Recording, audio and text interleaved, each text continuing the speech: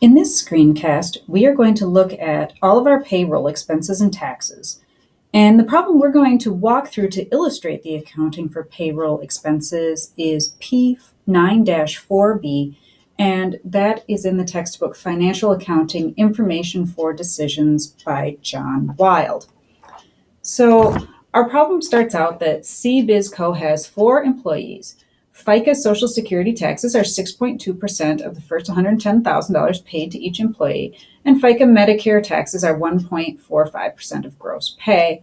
Also, the first $7,000 paid to each employee, for the first $7,000 paid to each employee, the company's FUTA taxes are 0.8% and SUTA taxes are 1.75%. So what does that mean? Well, our Social Security taxes are 6.2% each to the employee and to the employer. And our Medicare taxes are 1.45% each to the employee and the employer. So if you add that up, you get FICA taxes of 7.65% each, or a total of 15.3%. So FICA taxes are 15.3%. The employer pays half of those, and the employee pays half of them. Now, in this scenario, only the first $110,000 of pay is taxed for Social Security tax purposes.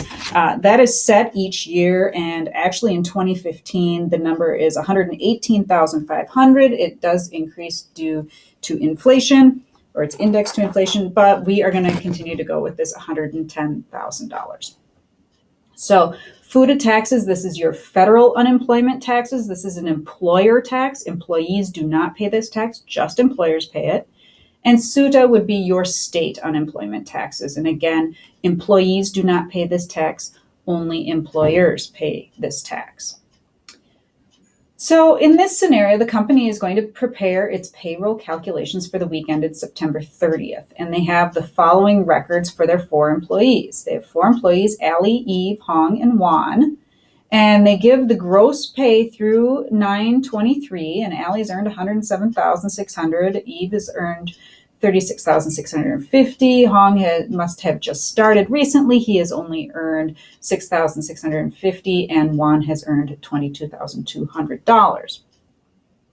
Then for the current week, the week that ends September 30th, we are given the gross pay for each employee and the amount of income tax that's being withheld. This would be federal taxes that are being withheld, their federal income taxes, and any state income taxes. We're also given the information that the company pays 1/2 of the $44 per employee per week health insurance, and the employee pays the other half, and the company contributes 5% of each employee's gross pay at no cost to the employees to a pension fund. So we have the following questions, the following things to compute for the week ended September 30th, and we're going to round to the nearest dollar. First, we want to figure out what is each employee's FICA withholding for Social Security. So what does each employee owe for FICA Social Security taxes for the week? Also, what does each employee owe for Medicare taxes for the week? Then we want to figure out what our employer's responsibility is for Social Security taxes for the week and also for Medicare taxes for the week.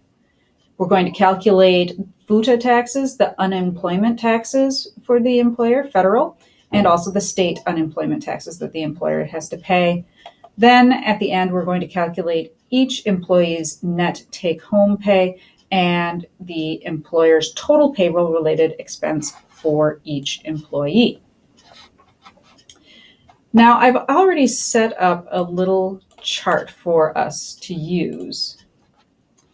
And what I did was I took our employees' FICA withholding for Social Security. That's the first thing we're going to figure out. And I listed our employees and the total. Now, the tax rate is 6.2%. As it says up here, Social Security taxes are 6.2% for employees and also for employers. So to calculate this, first we have to look, does anyone exceed the $110,000? And nobody has exceeded that yet. Clearly, Eve, Hong, and Wand aren't even close with their pay through 9/23 plus their pay for the current week. And Allie will get right to that 110,000 at the end of this week. So after this week, her income will not be taxed for Social Security tax purposes. It will be taxed for Medicare, though. So we can put in that Allie had earnings of 2,500 for the week. And Eve had 1515 for the week, and Hong had 475 for the week, and Juan had $600 for the week. And in total, $5,090 was earned by employees. Now, I've already filled in the formula. So the tax rate is 6.2%. 6.2% of $2,500 is $155. And that is calculated for each employee. Now we know what their Social Security tax is for the week and the total for all employees. Then we can move on to question 2, which is to calculate employees' responsibility for Medicare, which is 1.45%. And we would calculate that the same way that we calculated the Social Security tax expense.